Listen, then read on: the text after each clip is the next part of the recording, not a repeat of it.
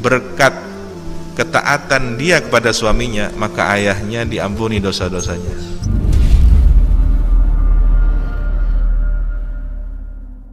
Di zaman Nabi ada kejadian seorang wanita mendapatkan pesan dari suaminya sebelum berangkat bepergian, ya, untuk mencari nafkah.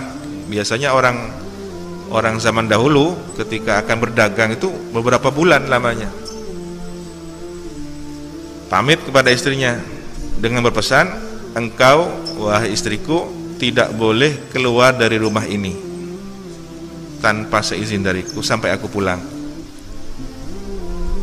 Selama perjalanan ternyata ayahnya sakit, ayah si istri tadi ini, yang tidak begitu jauh jaraknya.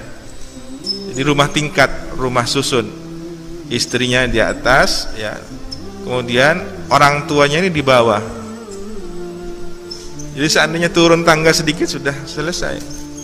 Tapi apa yang terjadi ketika suaminya ini bepergian, selama perjalanan, di tengah perjalanan ayahnya si istri ini sakit parah. Maka saudara laki-laki si perempuan tadi itu mengetuk pintu, dibuka karena ini mahram, disilakan masuk. Wahai saudariku, ayah kita sakit parah, apakah engkau tidak ingin menjenguknya? Ya nangis, ya. Siapa yang tidak ingin menjenguk? Aku rindu ayah, aku ingin menjenguk ayah. Karena boleh jadi ini adalah momentum terakhir sebelum wafat. Tapi iparmu, suamiku telah berwasiat agar aku tidak keluar rumah. Jadi yang dipahami oleh si istri ini tidak keluar rumah, batas pintu, ya. Benikun kentanian, ya. Ken labang. Jadi selama beberapa bulan aukop nangi dalam kamar, dalam rumahnya itu. Kira-kira seperti rumah susun, ya, yang di situ ada lorong, koridor, kemudian setiap rumah ada pintunya. Nah di dalam itu ada ruang-ruang. Dia tidak keluar ke koridor, hanya tinggal di dalam ruang-ruang itu saja. Kecuali engkau minta fatwa kepada baginda Nabi Muhammad, mungkin aku diperkenankan. Maka saudara laki-lakinya ini turun, kemudian datang kepada Nabi.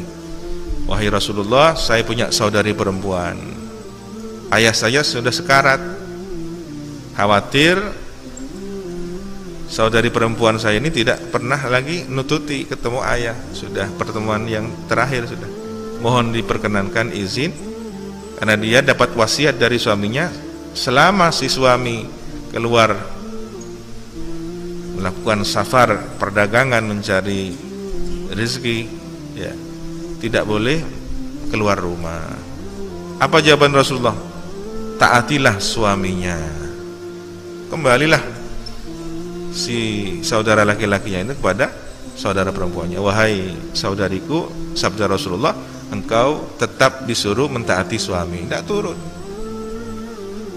Maka ayahnya pun meninggal dunia. Datang lagi ke atas, wahai saudariku, orang tua kita, ayah kita telah dipanggil oleh Allah. Nangis. Apakah engkau tidak ingin melihat jenazahnya terakhir sebelum dikebumikan, dimakamkan? Iya, aku ingin, tapi aku masih ingat dengan pesan suamiku, tetap tidak boleh keluar. Coba minta fatwa ke Rasulullah. Datang lagi ke Rasulullah. Wahai Rasulullah, ini kan mungkin berubah, ya.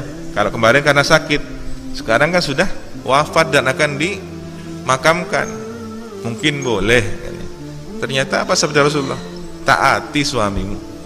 Suaminya laki perempuan ini. Kembalilah si saudaranya menyampaikan, tidak diperkenankan, engkau harus tetap taat pada suamimu. Setelah dimakamkan, anak perempuannya ini tidak bisa melihat ayahnya, hanya nangis saja. Apa yang terjadi? Setelah dimakamkan, Rasulullah kemudian menyampaikan kepada keluarga ini, sampaikan, ya, kepada wanita itu, berkat ketaatan dia kepada suaminya, maka ayahnya diampuni dosa-dosanya.